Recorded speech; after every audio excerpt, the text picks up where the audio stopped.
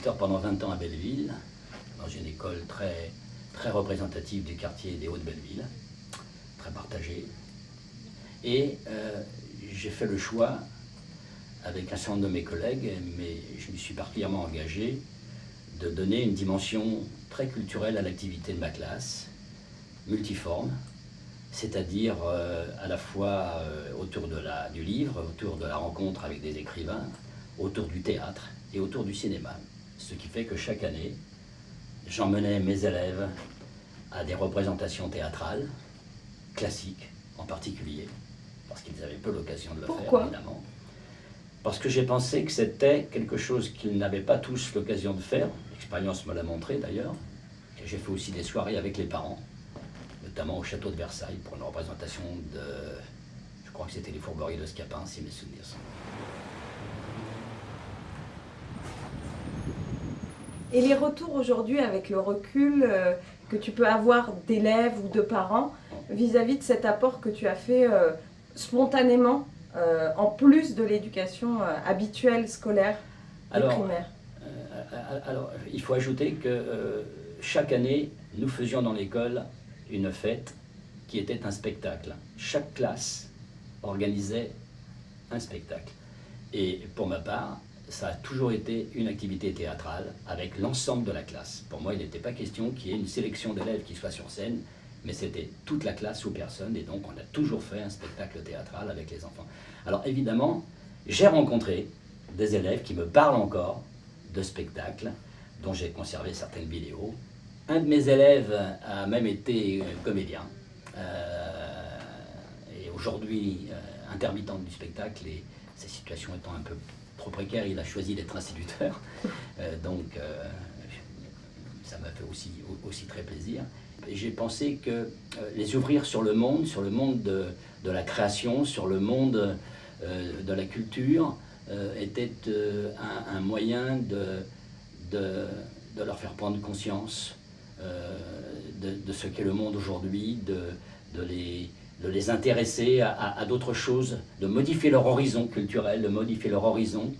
Et puis je suis de ceux qui pensent que la culture est un facteur d'émancipation humaine, et comme je crois qu'il faut agir pour l'émancipation humaine, la culture pour moi avait une place très importante. Tu l'as fait.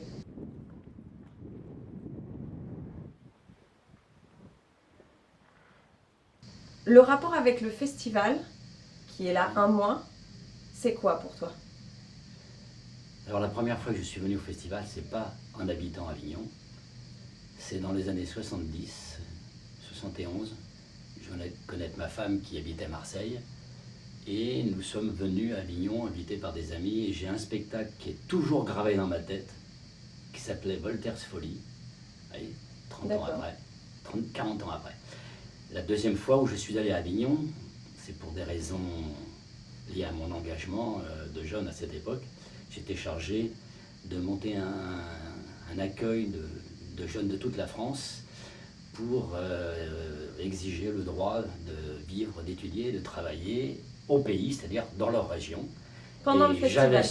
Et j'avais sollicité Benedetto, pour qu'il nous aide il apporte une contribution théâtrale, culturelle à ce spectacle. Donc je suis venu à Avignon rencontrer Benedetto, et il a préparé un spectacle en lien avec cette initiative. C'est quelque chose qui m'a quand même marqué, ce rapport avec Benedetto, ce rapport avec le théâtre, cette contribution d'un théâtre et d'un homme de culture et de la culture à une activité que moi je jugeais indispensable pour les droits des jeunes. Voilà. Donc, voilà. Et depuis, j'y suis retourné quelques fois avec mon épouse, mais très très épisodiquement.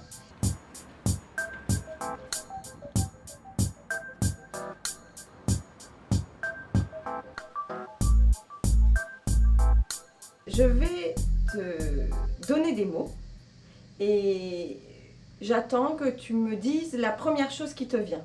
Quelque chose de spontané, un autre mot, une sensation, voilà. Quelque chose de libre et spontané. On commence? Allons-y. Le mot théâtre. Indispensable. Ok. Télé.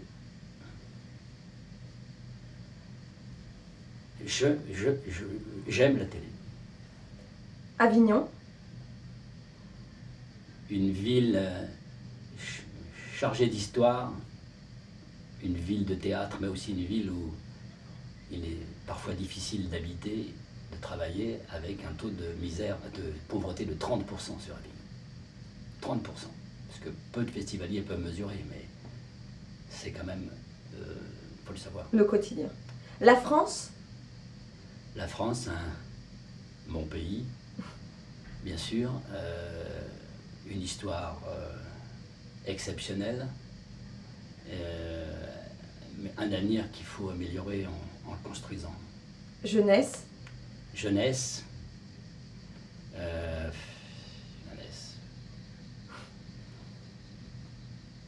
magnifique souvenir pour moi et en même temps espoir. Vieillesse? Ça se passe bien. École? École, c'est ma vie. Merci. Pour finir, j'aimerais te confier un mot qui nous a été confié par notre invité d'hier, qui s'appelle Janowski. Et en échange, j'aimerais que tu m'en confies un. C'est un mot qui te plaît pour la raison qui t'est propre. Donc à toi de nous dire pourquoi il est important pour toi. Il n'a pas forcément un sens fort, mais voilà. Janowski, hier, m'a confié le mot décadence. Pourquoi?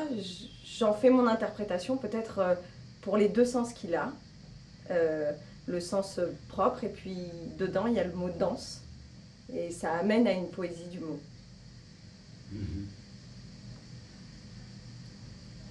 Tu me donnerais quel mot? Quel